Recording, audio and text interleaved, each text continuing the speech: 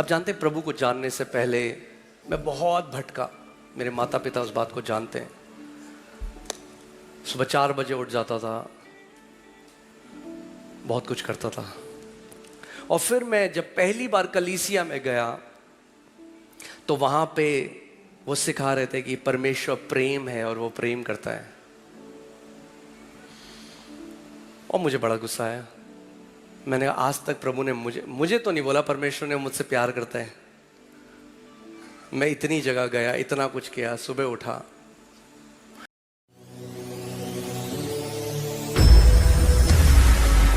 और मैं वहां से घर आ गया और मैंने उस टाइम तक पहली बार मैं चर्च गया था। पहली बार मैं प्रभु को ग्रहण किया, कलीसिया गया और मैं अपने घर आ गया और मैंने बाइबल कभी नहीं पढ़ी थी। और मैं छत में चला गया और मैं आसमान की तरफ देखने लगा और मैंने कहा, प्रभु क्या तू सच में मुझसे प्यार करता है? और अगर करता है तो मुझे बता कि तू मुझसे कितना प्यार करता है।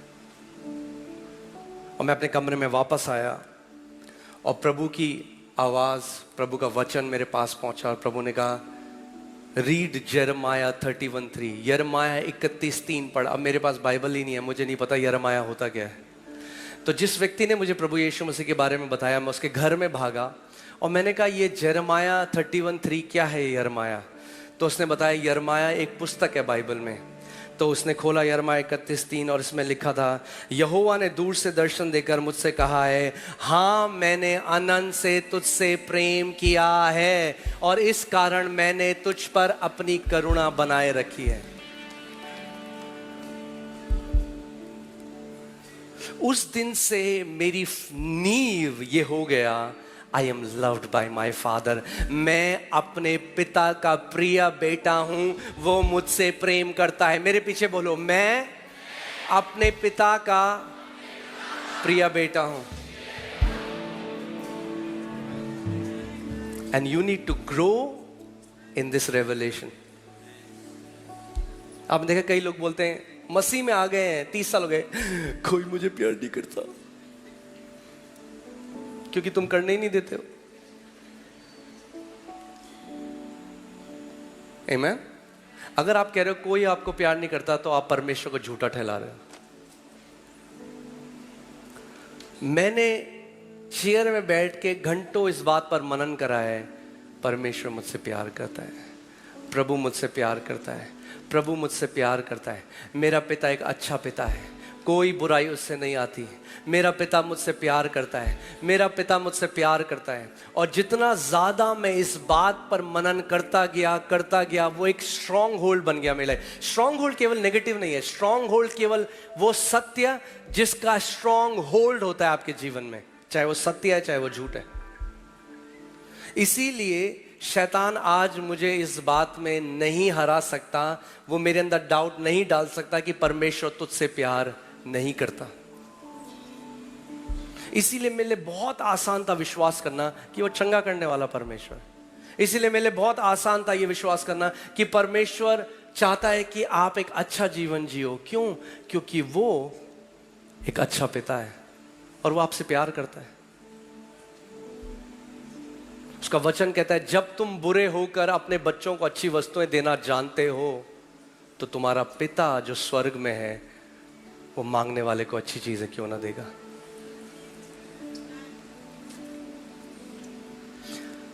आप जानते हैं धर्म की प्रॉब्लम क्या है कि जो परमेश्वर की इमेज है ना, वो बहुत खराब है। जो परमेश्वर की तस्वीर है, तो उन्हें लगता है कि आपको बीमारी में डाल के, आपको दुख में डाल, परमेश्वर ऐसा है, अरे वो ऐसे थोड़ना है, आपको ऐसे रखेगा, वो आपको दुख में डालेगा, वो आपको परेशानी में डालेगा। खुद क्या आप अपने बच्चों के साथ करोगे कभी ऐसा? क्योंकि वो एक पिता को नहीं जानते।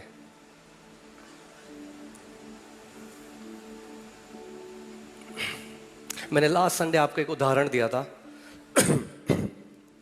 लास्ट संडे मैंने आपको एक उदाहरण दिया था कि अगर जूडा मेरी गोदी में है और हम कहीं जा रहे हैं, मैंने जूडा को संभाला हुआ है या जूडा ने मुझे संभाला हुआ है?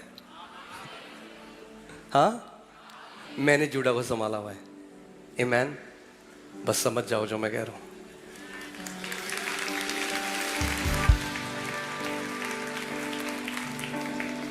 मेरा भरोसा हमारा भरोसा अपनी काबिलियत पर नहीं, उसकी काबिलियत पर है। उसने हमको संभाला हुआ है। उसका वचन कहता है, तेरे बाल पकने तक मैं तेरा परमेश्वर रहूंगा और तुझे साथ साथ लिए चलूंगा। वो जिसने आपको आपकी माता के गर्भ में रचा, वो कहता है अंतिम सांस तक मैं ना तुझे कभी छोड़ूंगा ना कभी त्यागूंगा।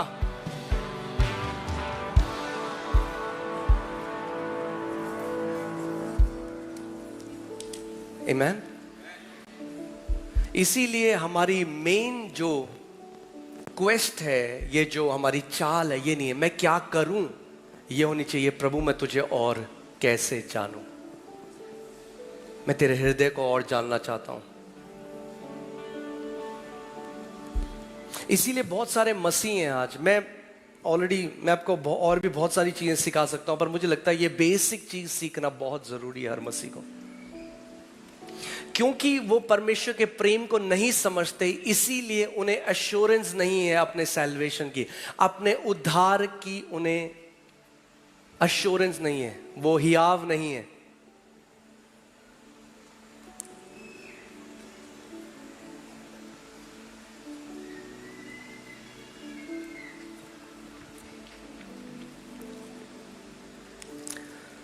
मैं आपको कुछ आयतें, हम लोग केवल कुछ आयतें पढ़ेंगे और देखेंगे कि कैसे परमेश्वर अपने वचन में क्या कहता है। ठीक है?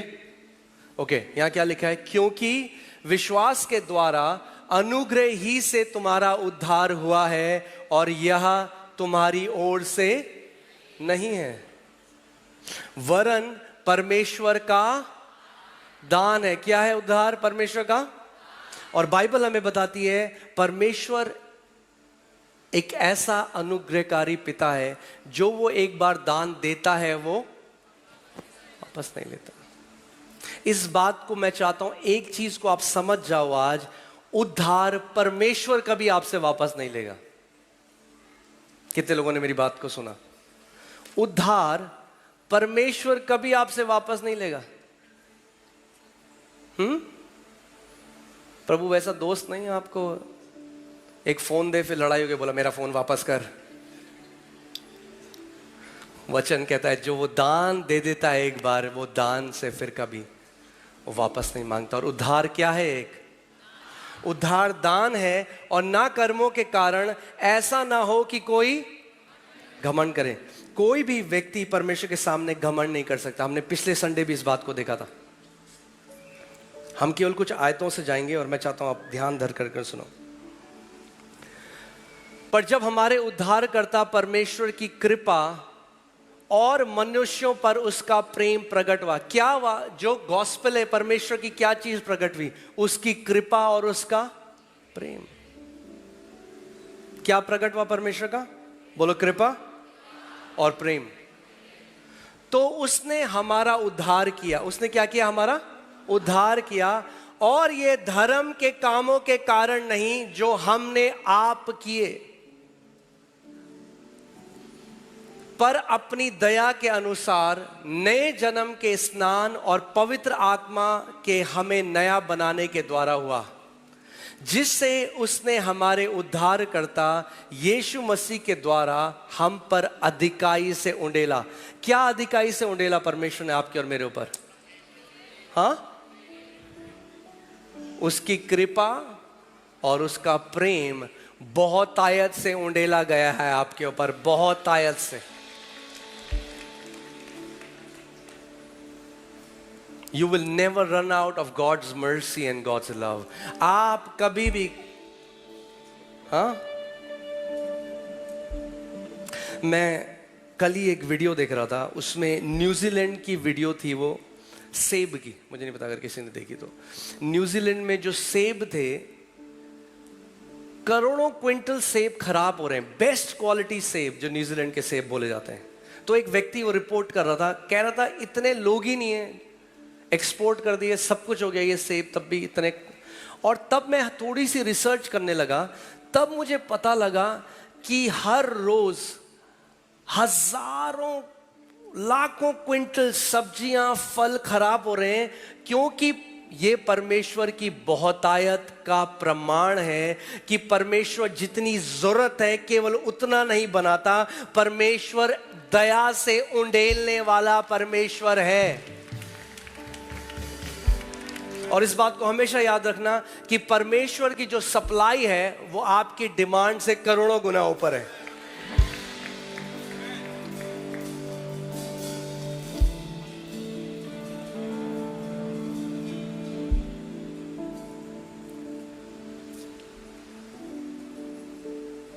आमीन।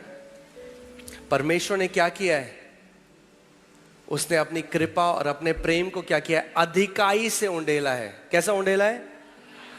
ऐसे नहीं उंडेला, अधिकाई से उंडेला है, अबंडेंस में उंडेला है। मैं आपको आज एक चीज में क्यों सिखा रहा हूं, इस बात को ध्यान से सुनिए। आपको ये बार बार किसी को और प्रार्थना करो और प्रार्थना करो, अरे प्यार करने लग जाओ परमेश्वर से। ये जान लो वो आपसे कितना प्यार करता है। खुद आपको उसके साथ मन करेगा टाइम बिताने का, आपका मन करेगा उसके वचन को पढ़ने का। आपको डंडा लेके नहीं बैठना पड़ेगा किसी को। कितने लोग उस व्यक्ति के साथ समय बिताना चाहते हैं जिससे वो प्यार करते हैं? आमीन।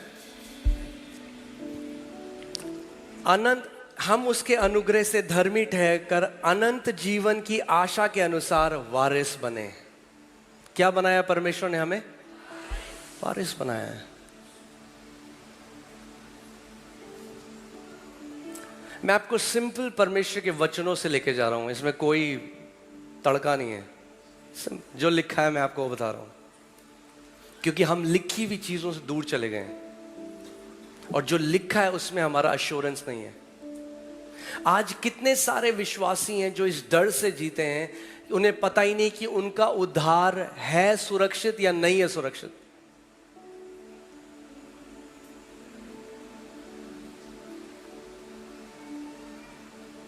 मैंने आपको लास्ट संडे भी एक उदाहरण दिया था कि अगर एक लाइफ गार्ड है, कोई व्यक्ति डूब रहा है और लाइफ गार्ड उसके पास गया और बोला मैं लाइफ गार्ड हूं, मैं तुझे बचाने वाला हूं, मैं बचाऊंगा, आजा मेरी पीठ में, और तैर रहा है, आधे में कहता है चल अब यहीं पे निकल सकते, तो बहुत अच्छा बचाने वाला वो नहीं है। बाइबल कहती है जिसने ये काम आपके जीवन में शुरू किया है वही उसे अंत तक भी लेकर जाएगा। जब उद्धार कर्मों से शुरू नहीं हुआ तो उद्धार कर्मों से सुरक्षित भी नहीं होता। उद्धार परमेश्वर के अनुग्रह से शुरू हुआ और उद्धार परमेश्वर के अनुग्रह से ही संपूर्ण भी होगा। आमीन। अर्थात परमेश्वर की वो धार्मिकता जो यीशु मसीह पर विश्वास करने से, किस पर? यीशु मसीह पर विश्वास करने से सब विश्वास करने वालों के लिए, सब या कुछ? कितने लोग यहां विश्वास करने वाले हैं यीशु पे? हाथ। सब विश्वास करने वालों के लिए है, क्योंकि कुछ भेद नहीं, इसीलिए कि सब ने पाप किया है और परमेश्वर की महिमा से रहित हैं, परंतु उसके अनुग्रह से उस छुटकारे के द्वारा जो मसीह यीशु में है सेत मेत में धर्मी ठहराए गए हैं। कौन ठहराए गए हैं धर्मी? विश्वास करने वाले सेत मेत में धर्मी ठहराए गए हैं। कितने धर्मी हैं यहां पे? कई लोग ऐसे करें।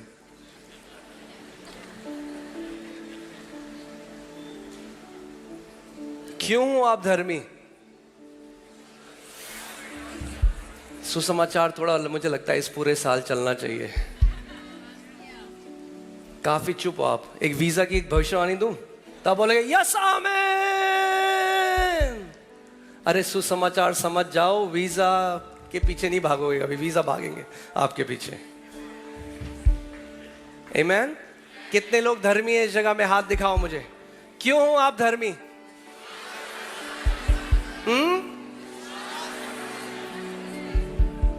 क्योंकि आपने यीशु मसीह पर विश्वास किया, और क्योंकि आपने परमेश्वर के पुत्र पर विश्वास किया, इसीलिए आप सेत मेत में धर्मी ठहराए गए हो। सेत मेत में।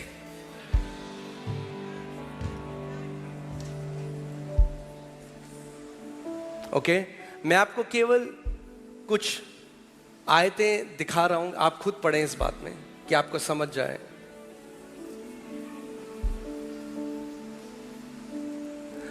एक बार मैं इसके बारे में पढ़ा था, यूएस में एक बहुत ऊंची बिल्डिंग बनी, बहुत ऊंची बिल्डिंग। उस बिल्डिंग पर जो लोग काम कर रहे थे ऊपर, वो डर डर के काम करते थे कि अगर गिर जाएंगे तो उनकी मृत्यु हो जाएगी, क्योंकि बहुत ऊंची थी। तो उन्होंने क्या किया, जो वहाँ के इंजीनियर थे, मेन इंजीनियर जिन्होंने बिल्डिंग बनाई, उन्होंने एक सेफ्टी नेट, और उसमें यस्ली की बात है, और मिलियंस ऑफ डॉलर्स उस सेफ्टी नेट बनाने में लगे। तो उन्होंने सेफ्टी नेट लगा दी नीचे कि अगर कोई गिरेगा तो उसकी मृत्यु नहीं होगी। और जब वो सेफ्टी नेट लग गई तो जो काम पहले होना था 3 साल में, वो महीनों में उन लोगों ने काम कर दिया, क्योंकि उनके अंदर अब एक हियाव आ गया कि हमें कुछ होने वाला नहीं है। जब हियाव आ जाएगा इस रिश्ते में, तो वो करोगे जो बाकी डर रहे हैं वो नहीं कर सकते।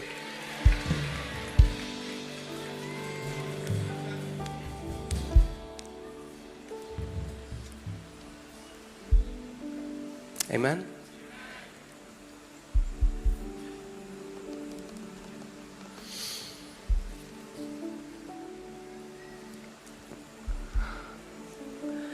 पता है दुख की बात क्या है, आज मेजॉरिटी जगह, इवन कलीसियाओं में, केवल एक चीज, और उपवास करो और प्रार्थना करो, वो सब अच्छा है, मगर अगर हम सुसमाचार नहीं सिखाएंगे और केवल ये बोलेंगे pray more, fast more, read Bible more, but why? अगर हम सुसमाचार, पौलुस कहता है मैं सुसमाचार से लज्जाता नहीं, because the power of God is the gospel. परमेश्वर की सामर्थ क्या है? सुसमाचार है। जब मैं कलीसिया में आया, मैंने देखा इतने कम मसीह हैं जो उस जय में जी रहे हैं। कई लोग हैं जो परेशान हैं, डिप्रेस्ड हैं।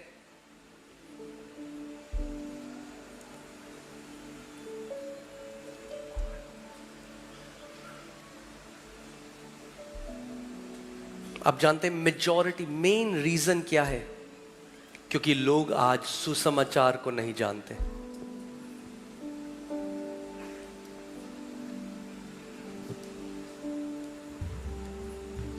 अच्छा पास्टर जी, कितना और उपवास करते हैं कि ये चीज हो जाए? अरे उपाय ढूंढना बंद करो और यीशु मसीह को ढूंढना शुरू करो।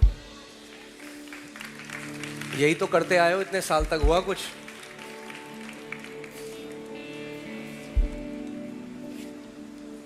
अर्थात परमेश्वर की वो धार्मिकता, किसकी धार्मिकता?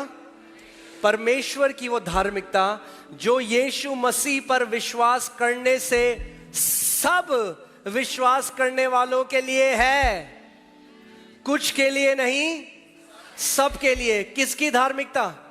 परमेश्वर, द राइचियसनेस ऑफ गॉड, परमेश्वर की धार्मिकता है। क्योंकि कुछ भेद नहीं,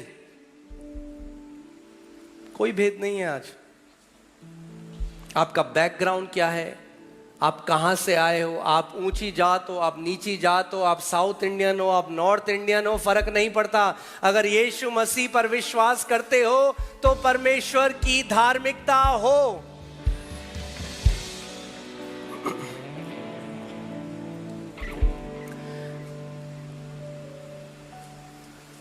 जिसने हमारा उद्धार किया और पवित्र बुलाहट से बुलाया, और यह हमारे कामों के अनुसार नहीं। आप एक बात देख रहे हो, बाइबल में बार बार, कितनी बार ये बात रिपीट करी गई है कि आपका उद्धार आपके कर्मों से नहीं है, पर उसके उद्देश्य और उस अनुग्रह के अनुसार है जो मसीह यीशु में सनातन से हम पर हुआ है। बोलो, मेरे ऊपर अनुग्रह हुआ है। इसीलिए आप आज यहाँ बैठे हो। ये बोलने की जरूरत नहीं थी वैसे, पर ठीक है। इस बात को जिस दिन आप पहचानोगे, मैं मसीह में इसलिए आया क्योंकि मुझ पर अनुग्रह हुआ है। परमेश्वर ने मुझ पर अनुग्रह किया है।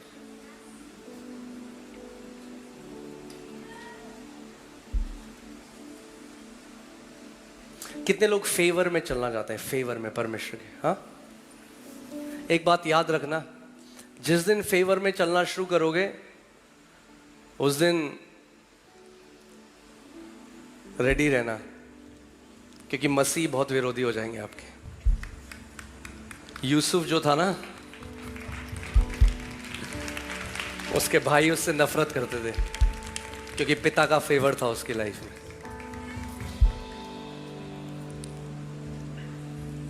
मैं आज आपको एक सीक्रेट बताता हूं।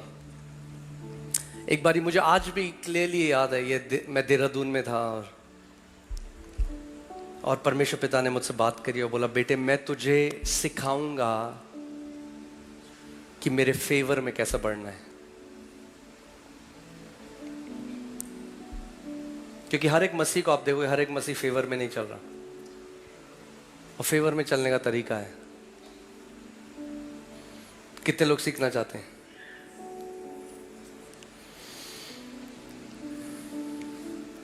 जब फेवर आपकी लाइफ को टच करेगा ना, तो जहां आप कभी खुद नहीं पहुंच सकते थे, वहां परमेश्वर का फेवर आपको लेकर जाएगा।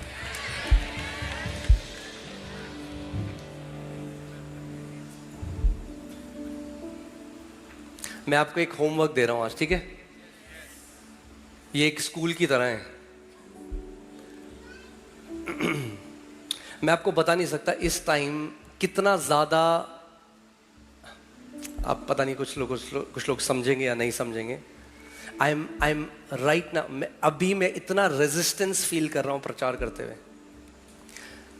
शैतान नहीं चाहता सुसमाचार लोगों को पता चले, क्योंकि सुसमाचार परमेश्वर की सामर्थ है।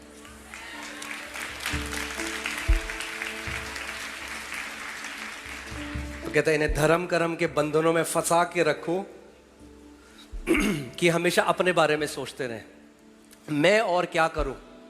धर्म आपको बताएगा तुझे ये करना है, ये मैं और क्या करूं, मैं और क्या करूं, अब क्या करूं, अब बताओ क्या करूं। और सुसमाचार है, देख यीशु ने तेरे लिए क्या किया, यीशु ने तेरे लिए क्या किया। वो तेरे लिए मारा गया, वो तेरे लिए गाड़ा गया, उसने तेरे लिए कोड़े खाए और तीसरे दिन मर के जिंदा हो गया और परमेश्वर के दाहिने हाथ जा बैठा और पिता से तेरे लिए मध्यस्थता कर रहा है, ताकि अंत तक तू अपने विश्वास को छोड़े ना।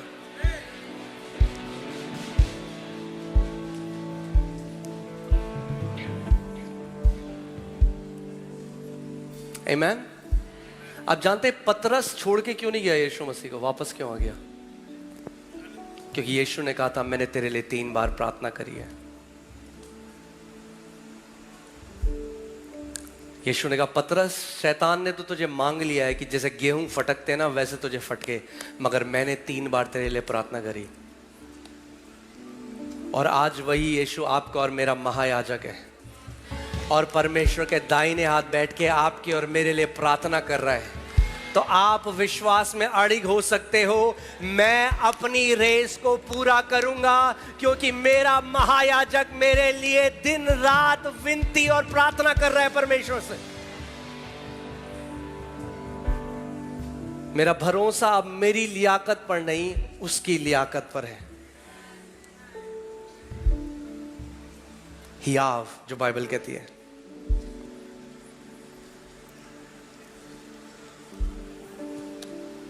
आओ हम अपनी आशा के अंगीकार को दृढ़ता से थामे रहें, क्योंकि जिसने प्रतिज्ञा की है वो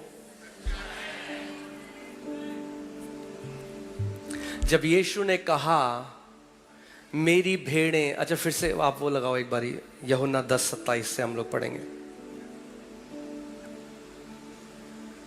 ओके। मेरी भेड़ें मेरा शब्द सुनती हैं, मैं उन्हें जानता हूं, अगर आपको याद होगा लास्ट संडे हमने इस पे देखा था कितनी भीड़ है यहाँ पे यीशु मसीह की। अगर आप भेड़ हो, बिल्कुल कॉन्फिडेंट हो, अपने हाथ हिलाओ, बोलो मैं यीशु की भेड़ हूं। तो अगर आप यीशु की भेड़ हो तो वो आपको जानता है,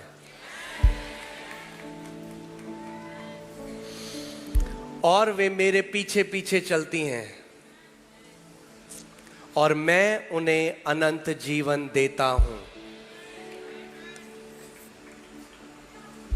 मैं उन्हें अनंत जीवन, I give them eternal life.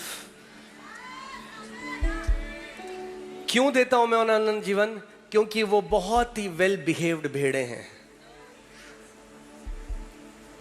क्योंकि वो कम घास खाती हैं, पड़ोसी के यहां जाके घास नहीं खाती। क्यों देता हूं मैं उन्हें अनंत जीवन? क्योंकि वे मेरी भेड़े हैं। Amen. It's your relationship with God that gives you eternal life, not what you do. ये आपका रिश्ता है परमेश्वर पिता के साथ जो आपको अनंत जीवन देता है। यीशु ने कहा मैं उन्हें अनंत जीवन देता हूं क्योंकि वो कुछ है, ना कि वो क्या करती हैं। क्योंकि वे मेरी भेड़े हैं, मैं उन्हें अनंत जीवन देता हूं, वे कभी नष्ट ना होंगी। हालेलुया। अपने पड़ोसी को बोलो आप कभी नष्ट नहीं होगे।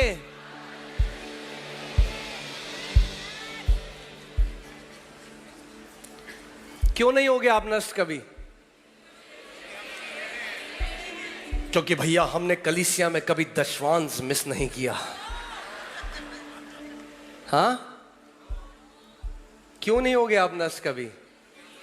क्योंकि आप यीशु की भेड़ हो और उसने आपको अनंत जीवन सेत मेत में दिया है।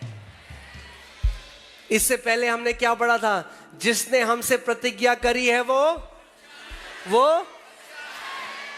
सच्चा है। तो अगर आप यीशु की भेड़ और आप नष्ट हो जाओ तो फिर वो सच्चा नहीं, फिर वो झूठा है। अगर वो आपके मुंह पे देख के एक दिन बोल देगा ये कौन है, मैं इसे कभी नहीं जानता, तो फिर वो सच्चा नहीं, वो झूठा है।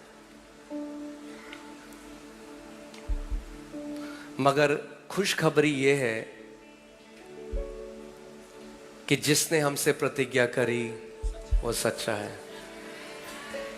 यानी आप एक प्रतिज्ञा को पकड़कर अड़िग खड़े हो सकते हो, क्योंकि परमेश्वर बदलने वाला परमेश्वर नहीं है।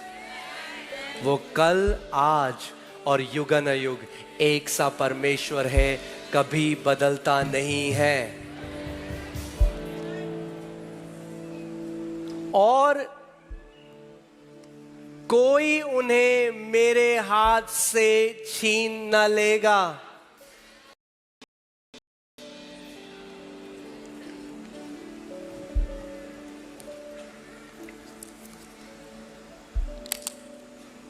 फिर से मैं वही उदाहरण पे आता हूं जो मैंने लास्ट टाइम दिया था। मैं मार्केट जा रहा हूं और जूडा मेरी गोदी में, ठीक है, और कोई उसको छीनने आता है। अब ये जूडा की जिम्मेदारी है अपने आप को बचाना या मेरी जिम्मेदारी है उसको बचाना कि कोई से छीने ना? पक्की बात? बस तो समझ जाओ जो मैं कह रहा हूं।